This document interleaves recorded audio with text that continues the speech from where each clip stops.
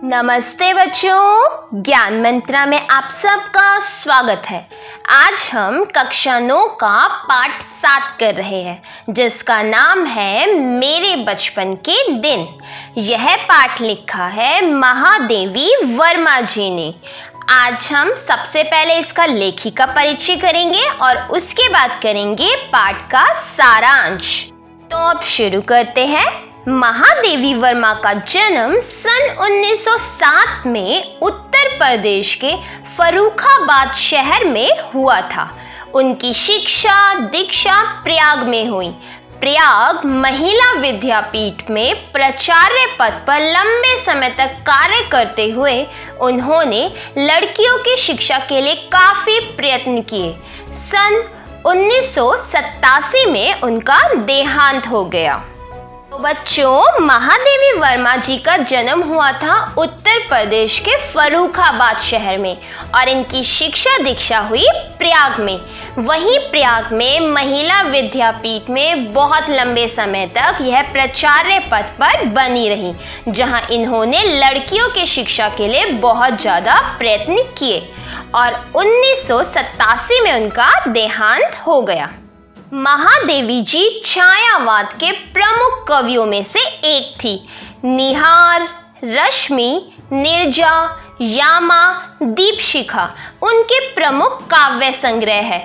कविता के साथ साथ उन्होंने सशक्त गद्य रचनाएं भी लिखी है, जिनमें रेखा चित्र तथा संस्मरण प्रमुख है।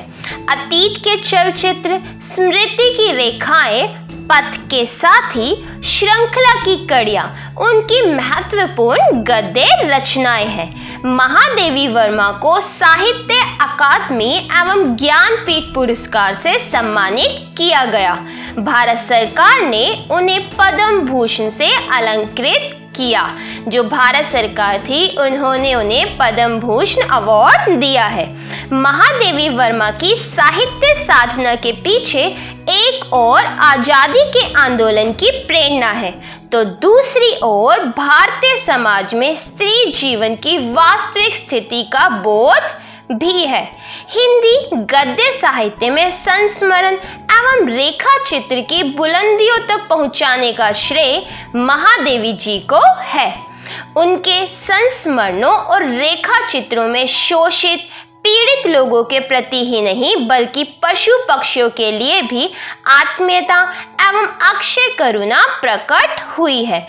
उनकी भाषा शैली सरल एवं स्पष्ट है, अर्थात उन्होंने बहुत सरल शब्दों में अपनी रचनाएं लिखी है तथा शब्द चयन प्रभावपूर्ण और चित्रात्मक है, जिनको पढ़कर ऐसा लगता है कि हम चित्र ही अपने समक्ष देख रहे हैं। तो अब हम इसका पाठ का सारांश शुरू करते हैं। मेरे बचपन के दिन एक संस्मरण है। आप जो आज पढ़ रहे हो पाठ मेरे बचपन के दिन, यह एक संस्मरण है जिसकी लेखिका महादेवी वर्मा जी है। महादेवी वर्मा ने मेरे बचपन के दिन में अपने बचपन व स्कूल कॉलेज के दिनों की खट्टी मीठी यादों को संजोया है। उन्होंने उस वक्त के सामाजिक जीवन, लड़कियों के प्रति लोगों के दृष्टिकोण, अपने घर का माहौल, उनके प्रति उनके माता पिता का सकारात्मक रवैया व अपने स्कूल के सहपाठियों के बारे में बताया है। अर्थात जो महादेवी वर्मा जी है, उसने उस समय के, अपने बचपन के समय के पूरे समाज के विषय में बताया है कि उस समय के लोग किस प्रकार रहते थे, वहाँ लड़कियों की कैसी स्थिति थी, उन सब के विषय में वह यहाँ बता रही है। इस पाठ में लेखिका ने यह बताया है कि उस वक्त लोगों का लड़कियों के प्रति व्यवहार अच्छा नहीं था, अर्थात उस समय भेदभाव की भावना थी। उनको पैदा होते ही मार दिया जाता था। कुछ भाग्यशाली लड़कियां अगर बच भी जाती तो उनके साथ जन्म से ही भेदभाव शुरू हो जाता। लेकिन लेखिका खुशकिस्मत थी, उनके घर में इस तरह का माहौल नहीं था। बच्चों, जो उस समय का समाज था वह लड़के और लड़कियों में बहुत ज़्यादा भेदभाव करता था। एक तो ऐसा था कि लड़कियों को पैदा ही होने नहीं दिया जाता था, पैदा होते ही मार दिया जाता था। और अगर कोई लड़की बाई चांस बच जाती थी तो उसके साथ बचपन से ही भेदभावपूर्ण व्यवहार शुरू हो जाता था। लेकिन इस मामले में लेखिका खुशकिस्मत थी क्योंकि उनके घर का माहौल ऐसा नहीं था। गांधी जी के असहयोग आंदोलन में उन्होंने भी छोटा सा सहयोग दिया था। कहानी की शुरुआत करते हुए लेखिका कहती है कि उनके परिवार में 200 वर्ष बाद किसी लड़की ने जन्म लिया और उस लड़की को प्राप्त करने के लिए उनके दादाजी ने माता दुर्गा की पूजा आराधना की थी। बच्चों, लेखिका के परिवार में 200 सालों से कोई लड़की पैदा नहीं हुई थी, इसलिए उनके घर में लड़की की चाहती सब चाहते थे कि एक लड़की पैदा हो, जिसके लिए उनके दादाजी ने माता दुर्गा की पूजा भी की थी। उनके पिताजी बहुत ही खुले विचारों के व्यक्ति थे। दादाजी चाहते थे कि वह पढ़ लिख कर विदुषी बने। विदुषी कहा जाता है पढ़ी लिखी महिला को। तो उनके दादाजी चाहते थे कि जो महादेवी वर्मा जी है वह भी पढ़ी लिखी महिला अर्थात विदुषी बने। उनके पिता अंग्रेजी जानते थे और घर में उर्दू और फारसी सभी लोग जानते थे। उनकी माताजी जबलपुर की थी जो हिंदी और संस्कृत जानती थी, इसलिए हिंदी और संस्कृत पढ़ना उन्होंने अपनी माता से सीखा। लेखिका कहती है कि उनकी माता ने उन्हें पंचतंत्र की कहानियां पढ़ने की प्रेरणा दी। पंचतंत्र की कहानियां नैतिक शिक्षा की प्रेरणा देती है। लेखिका की उर्दू फारसी में बिल्कुल भी रुचि नहीं थी, इसलिए उन्होंने उर्दू फारसी पढ़ने से मना कर दिया। उनकी माँ बहुत ही धार्मिक प्रवृत्ति की महिला थी। वह मीरा के पदों को बहुत सुंदर तरीके से गाती थी तथा गीता का पाठ भी करती थी। लेखिका ने अपनी माँ से बहुत कुछ सीखा। अब लेखिका को स्कूल भेजने का समय आ गया था। इनको मिशनरी स्कूल में भेजा गया। वहाँ का वातावरण बिल्कुल ही अलग था, इसलिए वहाँ लेखिका का मन बिल्कुल नहीं लगा और उन्होंने स्कूल जाना बंद कर दिया। फिर उनके पिता ने उन्हें क्राफ्टवर्ड गर्ल्स कॉलेज में भेजा, जहां उन्हें सीधे 5वीं कक्षा में प्रवेश मिला।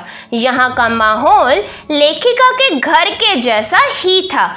वहाँ पर एक मैस भी था जहाँ बिना लहसुन प्याज का खाना मिलता था।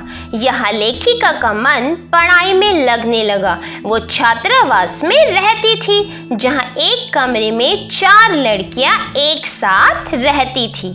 छात्रावास में उनकी पहली सहेली सुभद्रा कुमारी चौहान बनी, जो उस समय 7वीं कक्षा में पढ़ती थी।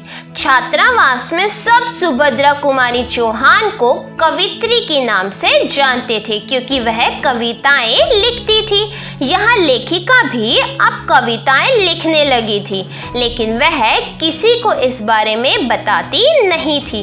लेकिन एक दिन सुभद्रा कुमारी चौहान जी को इस बारे में पता चल गया। तब उन्होंने छात्रावास के सभी लोगों को इस बारे में जानकारी दी। इसके बाद उन दोनों की गहरी दोस्ती हो गई। अब दोनों मिल बैठकर कविताओं की तुकबंदी करती थी। उन दिनों हिंदी का बहुत प्रचार प्रसार हुआ करता था। लेखिका अपनी कविताएं छपवाने के लिए स्त्री दर्पण पत्रिका में भेजने लगी। जब भी उस पत्रिका में उनकी कविताएं छपती, वो बहुत खुश हो जाती थी।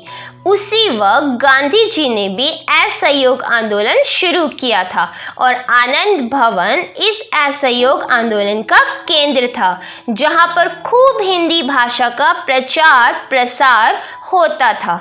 वहां पर अक्सर कवि सम्मेलन होते रहते थे और उन कवि सम्मेलनों में लेखिका भी भाग लेती थी। इन कवि सम्मेलनों के अध्यक्ष अयोध्या सिंह हरिऔध, रत्नाकर, श्रीधर पाठक जी होते थे। कवि सम्मेलनों में वो हमेशा ही प्रथम आती थी, वो अर्थात महादेवी वर्मा जी। लेखिका कहती है कि उन्होंने 100 से अधिक मेडल जीते थे।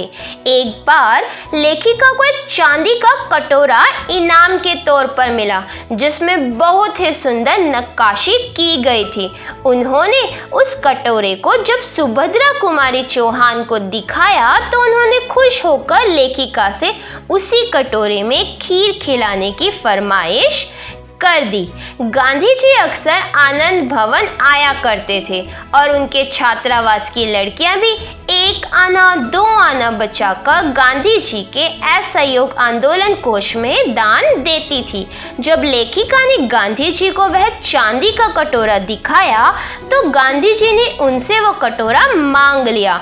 वापस घर आकर जब उन्होंने यह बात सुभद्रा कुमारी चौहान जी को बताई तो सुभद्रा कुमारी चौहान जी ने कहा कि खीर तो तुम्हें मुझे खिलानी ही पड़ेगी, चाहे तुम पीतल की कटोरी में खिलाओ या फूल की। इसके कुछ समय बाद सुभद्रा कुमारी चौहान उनके हॉस्टल से चली गई। उसके बाद कोल्हापुर की जैबुनिसा उनके साथ उनके कमरे में रहने आई, जो उनके काम में बहुत मदद करती थी, जिस वजह से उन्हें अपनी कविताएं लिखने का खूब समय मिल जाता था। वह मराठी बोलती थी, इसलिए लेखिका को भी उनसे मराठी सीखने का मौका मिला।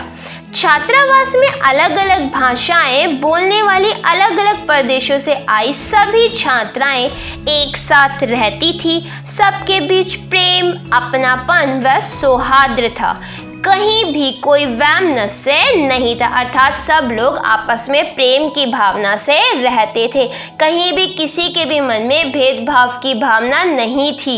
इसके बाद लेखिका आगे की पढ़ाई के लिए विद्यापीठ चली गई। लेखिका कहती है कि मेरे बचपन के संस्कार ताउम्र अर्थात पूरी उम्र मेरे साथ रहे।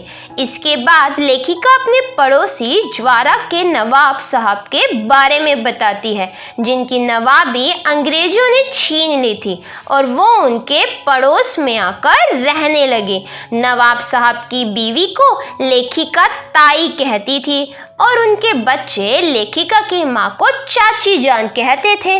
दोनों परिवारों के बीच बहुत अच्छा मेल जोल था। दोनों परिवार सभी त्योहार आपस में मिलजुल कर मनाते थे।